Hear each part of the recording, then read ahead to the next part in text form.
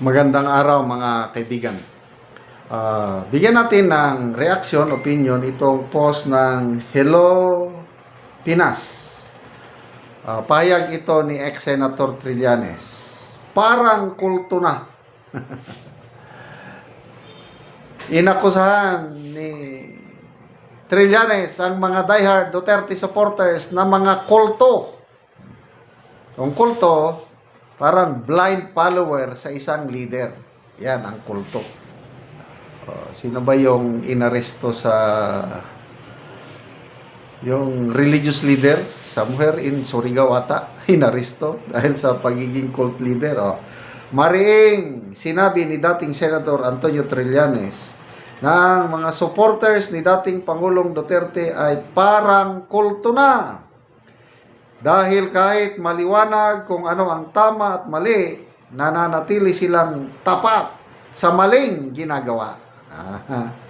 Sa panayam, binanggit ni Trillanes ang mga pangako ni Duterte noong kampanya, kabilang ang pagwawakas ng kriminalidad at droga sa loob lamang ng 3 hanggang 6 na buwan. Mag-commit na ko. Yes, yan ang promise niya. But later on, inamin niya yung pagkanyang pagkakamali at humingi siya ng sorry sa taong bayan. Yan po yan, Mr. Trillanes. Dahil ang akala ng aming Tatay Digong, yung ganito lang yung problema ng droga. Nung nakaupo na siya, na-realize niya na milya-milya kahaba ang problema kasi sangkot ang mga general, mga opisyalis sa gobyerno. Sangkot. Kaya inamin niya, hirap siya sa pagsulbad sa droga. Kung hindi daw barilin niya, sabi niya, barilin niyo ako, magpapakamatay daw siya. Di ba? Yun ang maliwanag. Ang problema dito sa mga supporters ni Duterte, talagang parang kulto na kahit na maliwanag na sa kanila, kung ano yung tama at mali, doon pa rin sila sa mali. Idinagdag niya na kahit maliwanag na mali ang kilos na ginagawa noong kampanya at sa implementasyon ng Polvoron War, kasama ang umano'y paggurgor sa mga kriminal at paggamit ng kapulisan sa labag na batas ng paraan, patuloy pa rin silang sumusunod at pumapalakpak sa dating Pangulo.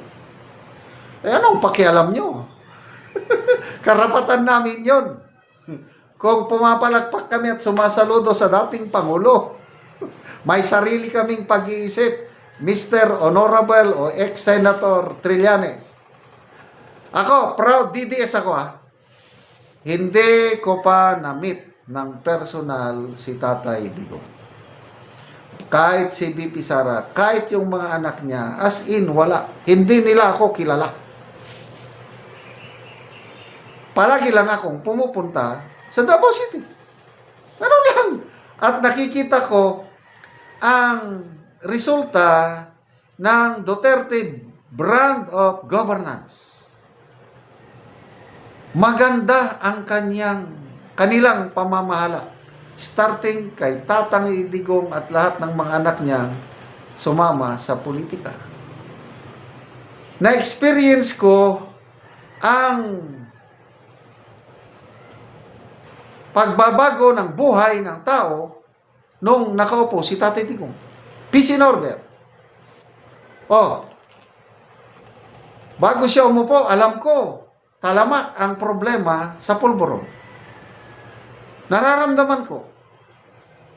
Nasa active service pa ako, mga 2014 to 2015, na-assign ako sa Mindoro Island, sa Calapan City. Nakausap ko yung Regional Director ng PIDEA Region 4B. Binigyan nila ako ng briefing kasi ako yung brigade commander doon. Nako, nalaman ko gaano kalala ang problema ng Polvoron. Ang iniisip ko noon, ang pinakamatinding threat to national security is yung communist insurgency. After that briefing, I have come to realize, mas malayong matindi ang pinsala na idudulot ng problema sa droga kaysa sa communist insurgents. Kaya naalarma ako, that was 2015. Kaya tuwan-tuwa ako, noong 2016, tumakbo si Mayor Duterte with the promise na isosolve niya, tapusin niya ang problema ng pulburon. Yun. At nakita ko yung pagbabago.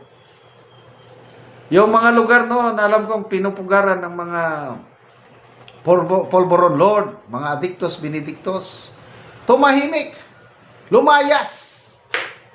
Pagbisita ko sa mga lugar na yon, sir, sabi ng mga sundalo, mga wives, retired active, sir, wala na sila, lumayas na sila dito. Ay, salamat naman. O sir, wala na. Tahimik na tayo dito. Kasi nakakatakot nung una eh. Yung dahil sa talamak yung ng pulburon, baka bigla kang anuhin ng mga adictos, benedictos eh. Saktan. Nakakatakot. Pag upo ni Tatay Digong, may kapayapaan. Hindi naman totally na-solve. Kaya lang, bumaba. Ako naramdaman ko yan. Oh. So yan, sa War on Pulburon. Sa Communist Insurgency, bago umupo si Tatay Digong, retired ako, takot akong mamalagi ng matagal sa aming farm sa bulubunduking parte ng Bukidnon dahil may mga NPA pa eh. Baka bigla nila akong i-hostage, dalhin, gapusin. Ako, natatakot ako. Eh, nung umupo si Tatay Digong, sabi niya, pulbusin ang mga terorista. Kaya nagkaroon ng NTFL ka. Ayun, tumahimik ang aming lugar. Malayo ng NPA, halos wala nang, kahit utot ng NPA, wala na. Oh, naramdaman ko. Ano pa? Yung farm to market road, ang hirap pumunta sa aming farm noon dahil nasa paanan ng Mount Kitanglan eh. Sira-sira ang kalsada. Madaling masira ang aking sakinan. Kaya hindi ako madalas magpunta doon. Although ang sarap nandun kay nasa farm kayo. Malamig na lugar. Magandang scenery. Pag upo ni Tatay Digong, pinakalsadahan niya. Sementado na. Oh. Experiential itong akin, Mr. Trillanes. Kaya bahala nang tawagin mo akong kulto. Naniniwala ako, sumusuporta ako sa aming minamahal na Tatay Digong and of course, sa kay BP Sara pagdating ng 2028. Ako, si Johnny Macanas, susuportahan ko si BP Sara sa eleksyon sa 2028. Kaya humanda na kayo, kayong mga anti-Duterte forces. Salamat mga kaibigan sa inyong pagsubaybay sa ating channel. Nakakatulong kayo ng malaki sa tribong talandig ng Bukidnon dahil ang sweldo natin sa channel nito is pantulong sa tribo. Namimigay tayo ng libreng yero at pako para makapagpatayo sila ng mas maayos na tirahan. Panoorin nyo ang video na ito. Nani ang nahatag na mo ngayro, so mag-atop na ni karon ang natagaan namo. So tanggalo na gyud ang mga sako. Mga plurop. Guys. Tanggalo na gyud. Ang mga hero lata na kayo. Tungod sa kadugayon na, so mga sako na lang gyud dayon ang gipang butang.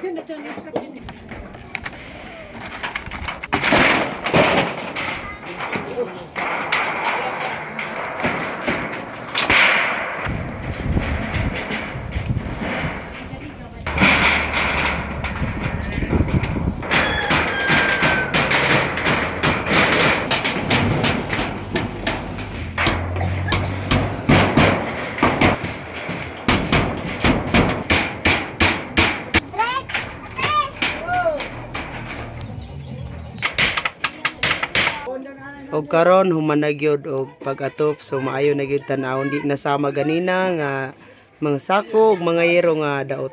So karon maayo na gyud. Sa Ginoo nga, ang salamat sa nagtabang nga tagaan gyud mig at mga top di namin maulanan, so especially salamat kayo sa Ginoo nga. Sa sugo sa Ginoo nga tao nga mutabang sa mga so mura na daghang salamat. So salamat kaayo.